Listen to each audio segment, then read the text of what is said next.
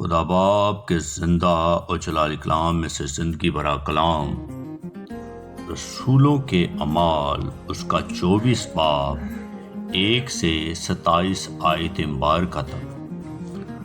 5 دن کے بعد حننیہ سردار کاہن پاس بزرگوں اور تلس نام ایک وکیل کو ساتھ لے کر وہاں آیا، اور انہوں نے حاکم کے سامنے پالوس کے خلاف فریاد کی۔ اور جب وہ بلایا گیا تو ترتلس نام الزام لگا کر کہنے لگا کہ اے فیلکس بہادر، چونکہ تیرے وسیلہ سے ہم بڑے امن میں ہیں اور تیری دور اندیشی سے اس قوم کے فائدے کے لیے خرابیوں کی اصلاح ہوتی ہے،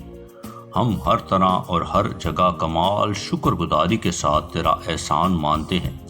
مگر اس کے لیے تجھے زیادہ تکلیف نہ دوں، میں تیری منت کرتا ہوں کہ تو مہربانی سے ہماری ایک باتیں سن لے، کیونکہ ہم اس شخص کو مفسد اور دنیا کے سب یہودیوں میں فتنہ انگیز اور ناصریوں کے بدتی فرقے کا سرگرو پایا۔ اس نے ہیکل کو ناپاک کرنے کی بھی کوشش کی تھی، اور ہم نے اسے پکڑا اور ہم نے چاہا کہ اپنی شریعت کے موافق اس کی عدالت کریں، لیکن لوسیا سردار آ کر بڑی زبردستی سے اسے ہمارے ہاتھ سے چھین لے گیا، اور اس کے مدعیوں کو حکم دیا کہ تیرے پاس جائیں، اسی سے تحقیق کر کے تو آپ ان سب باتوں کی دریافت کر سکتا ہے جن کا ہم اس پر الزام لگاتے ہیں۔ اور یہودیوں نے بھی اس دعویٰ میں متفق ہو کر کہا کہ یہ باتیں اسی طرح ہیں۔ جب حاکم نے پالوس کو بولنے کا اشارہ کیا تو اس نے جواب دیا، چونکہ میں جانتا ہوں کہ تو بہت برسوں سے اس قوم کی عدالت کرتا ہے، اس لیے میں خاطر جمعی سے اپنی عذر بیان کرتا ہوں، تو دریافت کر سکتا ہے کہ 12 دن سے زیادہ نہیں ہوئے کہ میں یروشلم میں عبادت کرنے گیا تھا، اور انہوں نے مجھے نہ ہیکل میں کسی کے ساتھ بحث کرتے یا لوگوں میں فساد اٹھاتے پایا، نہ عبادت خانوں میں، نہ شہر میں، اور نہ وہ ان باتوں کو جن کا مجھ پر الزام لگاتے ہیں تیرے سامنے ثبوت ثابت کر سکتے ہیں، لیکن تیرے سامنے یہ اقرار کرتا ہوں کہ جس طریق کو وہ بدعت کہتے ہیں اسی کے مطابق میں اپنے باپ دادا کے خدا کی عبادت کرتا ہوں، اور جو کچھ توریت اور نبیوں کے صحیفوں میں لکھا ہے اس سب پر میرا ایمان ہے، اور خدا نے اسی بات کی امید رکھتا ہوں جس کے وہ خود بھی منتظر ہیں کہ راست بازوں اور ناراستوں دونوں کی عدالت ہوگی۔ اس لیے میں خود بھی کوشش میں رہتا ہوں کہ خدا اور آدمیوں کے باپ میں میرا دل مجھے کبھی ملامت نہ کرے۔ بہت برسوں کے بعد میں اپنی قوم کو خیرات پہنچانے اور نذریں چڑھانے آیا تھا، انہوں نے بغیر ہنگامہ یا بلوے کے مجھے طہارت کی حالت میں یہ کام کرتے ہوئے ہیکل میں پایا۔ ہاں،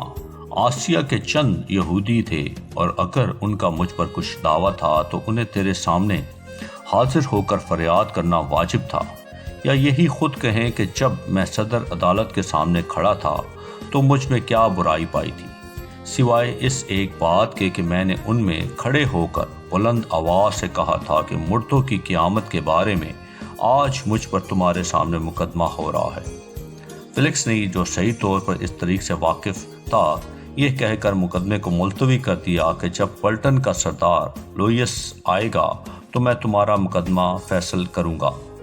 اور صوبیدار کو حکم دیا کہ اس کو قید تو رکھ مگر آرام سے رکھنا، اور اس کے دوستوں میں سے کسی کو اس کی خدمت کرنے سے منع نہ کرنا۔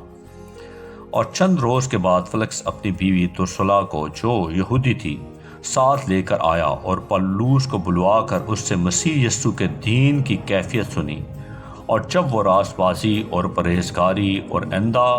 عدالت کا بیان کر رہا تو فیلکس نے دہشت کھا کر جواب دیا کہ اس وقت تو جا، فرصت پا کر تجھے پھر بلاؤں گا۔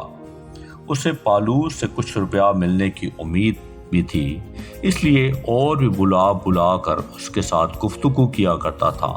لیکن جب 2 برس گزر گئے تو پرکیس فیلکس کی جگہ مقرر ہوا، اور فیلکس یہودیوں کو اپنا احسان مند کرنے کی غرض سے پالوس کو قید ہی میں چھوڑ گیا۔ آمین۔ کلام کے پڑھے اور سنے جانے پر خدا ان کی برکت ہو، خدا ان کا شکر ہو۔ آمین۔ اس زندہ اور جلالی کلام کو زیادہ سے زیادہ شیئر کریں تاکہ لوگ سن کر برکت پائیں۔ آمین۔